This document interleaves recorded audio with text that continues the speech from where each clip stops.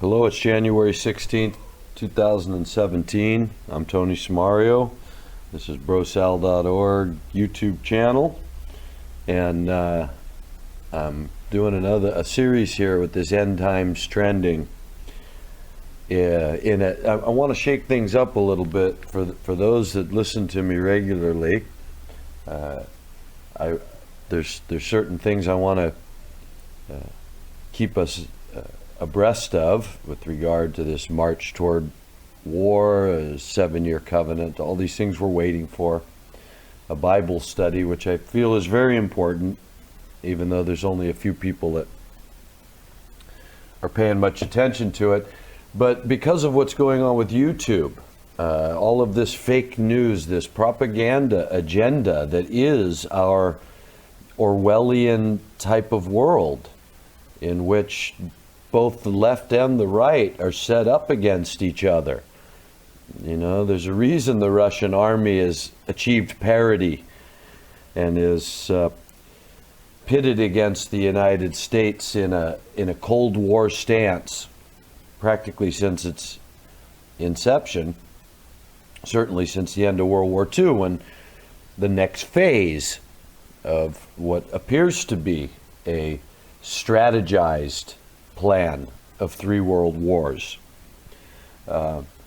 is to take place. And in this third phase, you're going to create a Zionistic power that will threaten and eventually have to confront the Islamic force in the world, while at the same time, according to what Guy Harvey recorded in his book in the 50s, at the same time you're going to stimulate a religious and non-religious confrontation in the world. The people that believe in God and the people that don't believe in God are going to come to blows eventually to wipe both of them out, according to the supposed strategy. And into all this now flows a stream of information in our modern day that if you don't see it like a television commercial or a movie or a production, like a stage production in which you're attempting to illustrate the screenplay through your props, through your characters, through your dialogue. I believe that that's the only way to get a grasp on what's going on in the modern world. And like Sheikh Imran Hussein constantly points out, only eschatology provides for a complete view, a complete explanation of the modern world. A linear explanation of a strictly third-dimensional existence that comes out of a big bang, a bunch of apes evolve over time into consciousness, and that consciousness has now gone zeitgeist on us and is expressing all its pent-up fears and hostilities and threatening to cataclysmically change into the next phase of its evolution. You know, what's interesting is whether you buy the supernatural, spiritual explanation of reality or the physical, they both sort of see a cataclysmic change, don't they?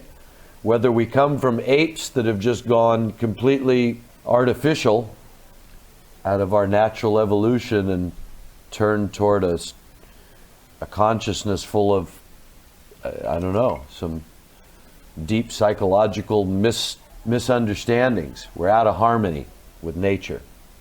And that's bringing about what even the materialists have seen as this great cataclysm that will set us on a different path if we don't change things. They've been saying for about 50, 60 years, maybe 100 years, Ansel Adams, people like that. So it's interesting, the last 100 years has been full of a lot of, well, what the scripture seems to say is this increase of knowledge. And that knowledge increases seem to indicate to everybody that the way we're going cannot be sustained. Well, the eschatological view, has predicted this mess long before the material view took over and reckoned us a loose cannon on deck in the natural world. The eschatological view saw a trajectory, and that's been written down. Whether it's obviously been manipulated, and who knows how much of anybody's scripture is equal to what was originally given. However, what we do have is enough that it was able to point to a Messiah that was to come. Even from the book of Enoch, wherever that came from, saw the centrality of this human being in which the spirit world would finally place all of its investment. So Christianity records that as being this Jesus of Nazareth. I don't see who else is really on the menu if you're going to follow the eschatological view, the religious view. But even the irreligious view, the occult view, the satanic view, the Masonic view, they're still all looking for this cataclysmic change. Some of them would appear to be, the great work of the Masons, they're actually bringing it about, for God. Some of the crazier religious nuts are doing it for God, right? They're sold on the idea that, like King David, they're the expression of God's force on earth to change things. So they're killing for God. The perspective that I really hope to bring to people, and I'm asking the people that do listen, we're starting to post on Instagram now and Twitter. We're on Twitter, and BroSal.org is our website that we're going to try and keep up with all the videos over there, because a couple of things are starting to happen now, even to an invisible site like us. We just got our playlist taken down, because the End Times Trending playlist, for violating some YouTube community agreement. And of course, we don't use anybody's material. We're just a commentary show. So just the name alone, End Times Trending, is apparently not legal. So I imagine that anything that having to do with, pointing out the truth about Zionism, the truth about false Christianity, the truth about the propagandized world we live in, the truth about Russia being set up to be the great enemy in the end, the truth about this temple they want to rebuild in Jerusalem. All these subjects, I imagine, are going to be more and more clamped down on as they clear the way. I feel that things are being set up right now for the future. This is kind of what I want to do this insight show on today, is the fact that Jesus of Nazareth telling his disciples, when they asked him, when's going to be this end? He said, look out, you're going to see wars and insurrections and rumors of wars and earthquakes and diverse places and all these sort of things. Nation will rise against nation, kingdom against kingdom. But don't be alarmed at that. The end is not yet. So, for those of a Christian faith, or at least that put validity in the sayings recorded of Jesus of Nazareth, what's that mean? Here we are, and nations rising against nation in a way that's sort of uncharted in the world. All these undeclared wars. This isn't the way it's been most of history. These covert wars, this complete, this terrorism based on a lie, black being white and white being black, the very terrorists being the ones that claim to be the victims, right? That sort of propaganda. Cold War sort of propaganda to set the world up to do other things in the world besides go kill people, to destroy the people by turning them into slaves for your system, right? For a future day when you're going to depopulate is the way it seems to come down to us. But what I want to point out is that we seem to be clearly in this time when we're getting all this disruptive weather that's taking center stage in, all over the world. It's not just California drought. They're having droughts in the Middle East that are changing their landscape, and they're having floods right next door, just like we are in America. Drought in one area, flood in another. That's suddenly happening all over the world at a rate that I don't remember in my life. Earthquakes, who knows? Maybe we're just tracking them now. But this nation rising against nation, this rumors of wars. All these rumors of wars. North Korea is going to, bomb America. But don't be alarmed at that. I mean, not even just the end is not yet. Be alarmed. Don't be alarmed. Telling the Jews. Don't be alarmed at that. That's not the real story. That's not what's really going on. Don't be alarmed at that. The end is not yet. So when is the end?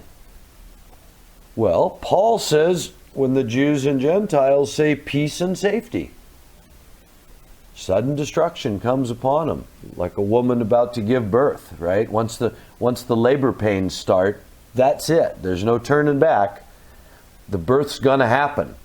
No matter what the outcome of it, the birth is going to be seen to its term. And so Paul says when they say peace and safety, that's like the birth pains that have started. Now that's it. There's no turning back from there.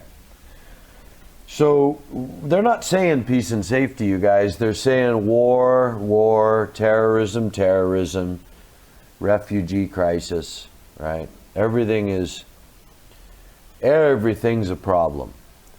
And it's all an obviously created problem. The terrorism isn't even real. It's all paid for by the people claiming to be the victims.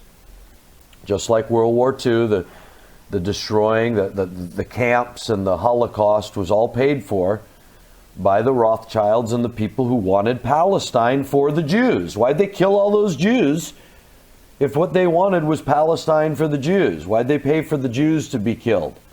Because what they said was that we need this kind of anti-Semitic activity to be able to get the Jews to want to move to Palestine from the European countries where they live. So they created World War II, in part to do just that. And that is what it did.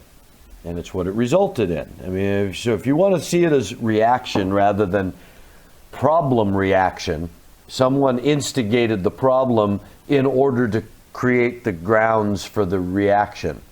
We got to create a state of Palestine, which we've been talking about for 30 years, but now look what happened, darn it. World War II, the anti-Semitism, the Jews are being persecuted all over the world. We got to help them get back to their state, and the Arabs will just have to accept that we're going to take that land from them, where they're living and have been living for 1,000 years unmolested.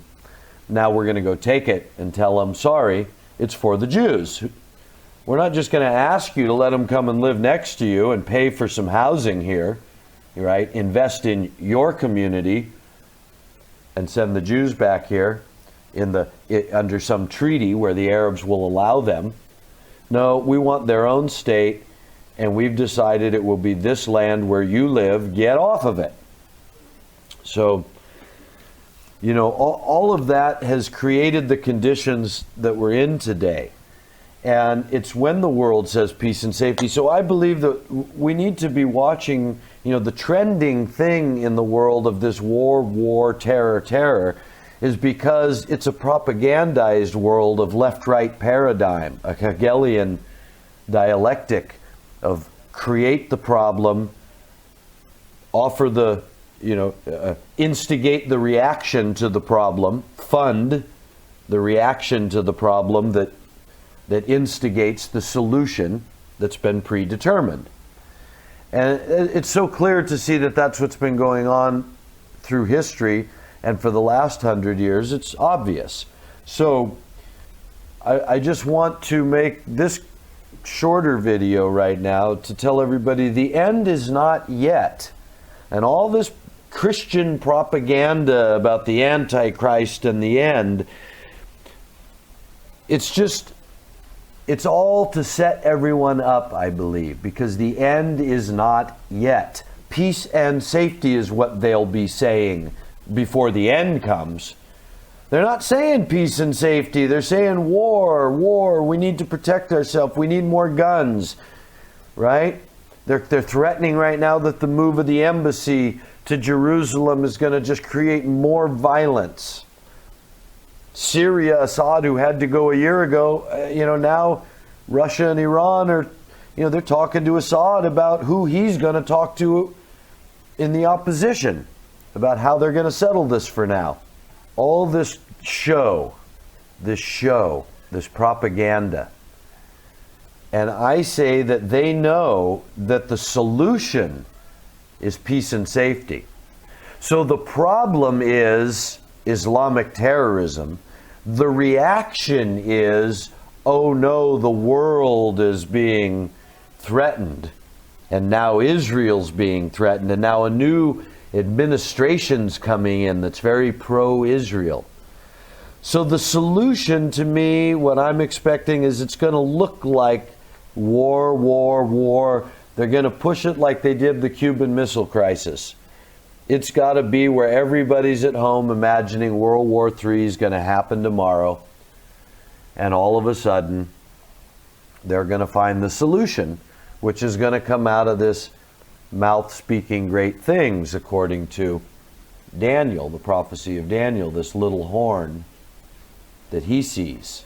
In Revelation, we relate it to this first seal opening, this white horse that comes, a rider with a bow, meaning he's a warrior. He has a bow. He's not a priest. He doesn't have a cross or a priestly vestment. He's not a politician carrying a state banner. He's a warrior. He's got a bow. So it's a white horse with a warrior. It's a righteous warrior. That's who's going to show up on the scene. And he's going to be given a crown of honor. And he's going to go forth conquering and to conquer. So that's why the end is not yet, because we haven't seen all that. That's got to happen before the end comes. That's all going to bring about the end. And we've talked about that seems to indicate the good caliph that's going to rise over this territory they've now disrupted through this so-called Arab Spring. And that good caliph's going to be given the crown of caliph, the Sunni crown, to go forth now conquering the bad, the radicals, which I think will include Saudi Arabia at some point. The prophecy says that he'll take the riches of Egypt and subdue Libya and Ethiopia. So, and just so happens all these territories are in complete disarray. So this is the world stage that I'm looking at, that I think is a really unique perspective on this channel. I do a lot of research out there on the internet, and I find it increasingly difficult to locate anything of true value that isn't just either a bunch of red herrings or pure propaganda manipulation, like the Alex Joneses kind of, info wars and these sort of channels that are certainly set up to be what they are. And then there's all the innocent people out there, like, say, James Corbett with the Corbett Report, who I respect very much. I think he's one of the best researchers, independent alternative media researchers that I am aware of. His information always seems very accurate to me, very well researched. His concept of how the system really functions, I think, is extremely educated.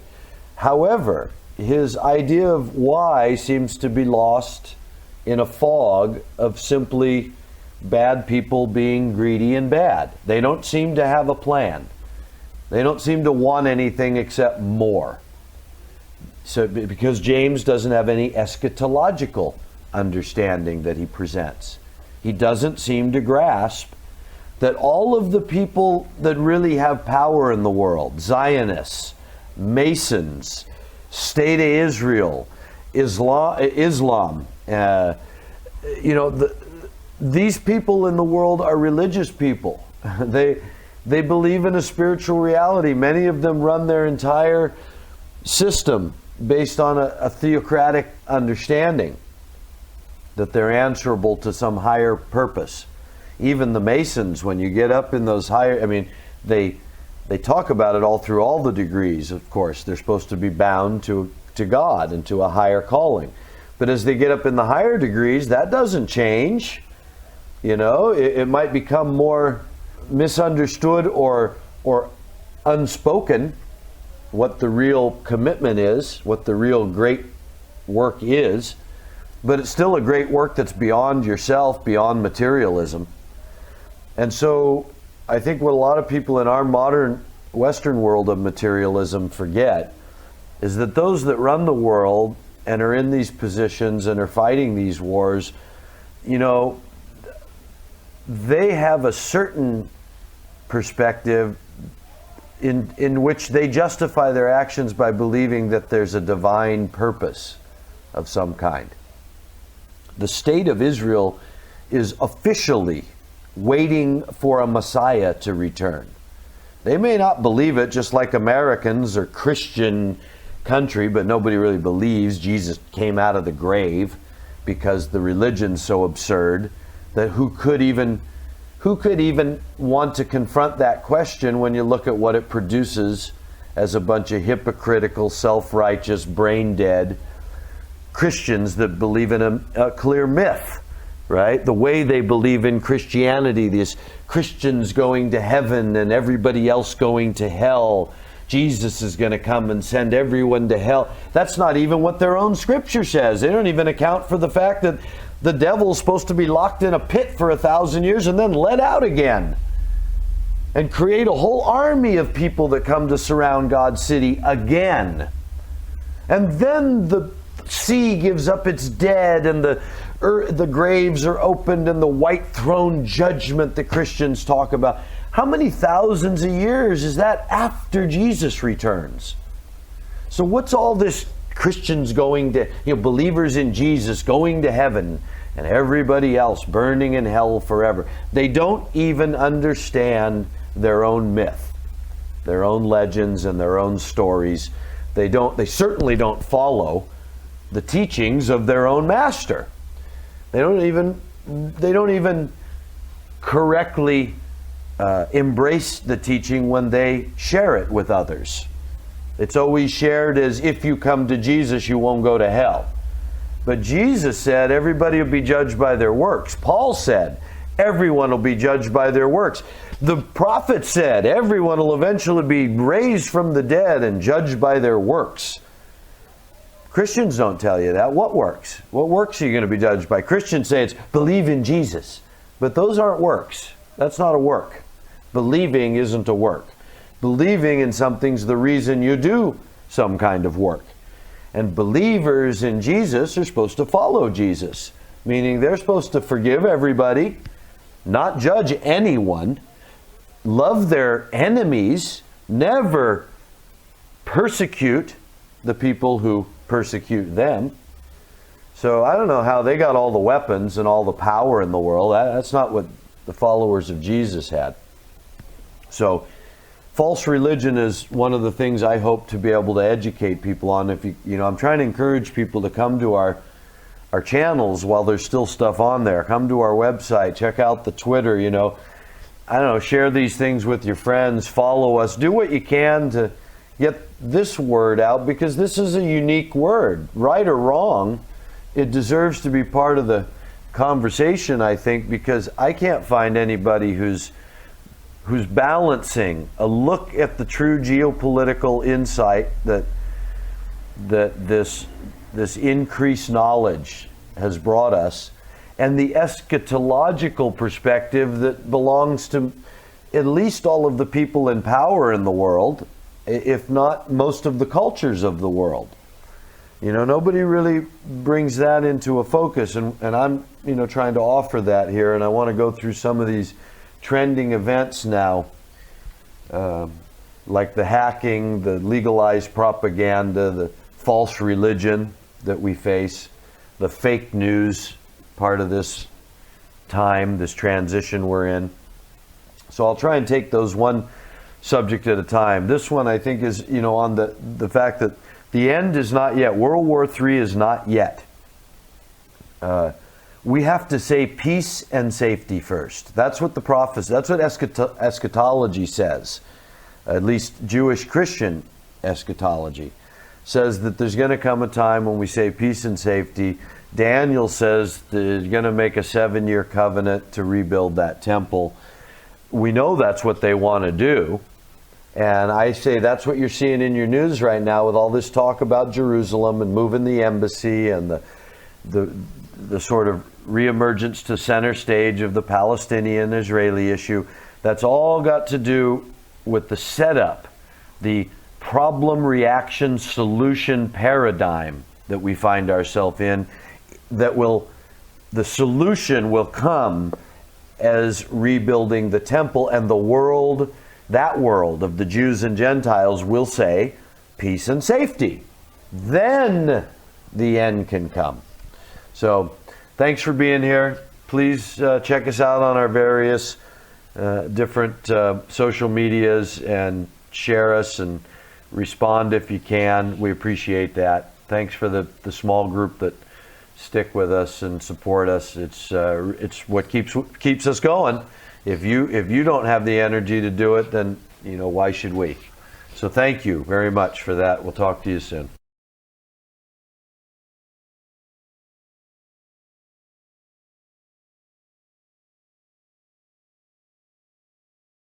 Talk to you soon.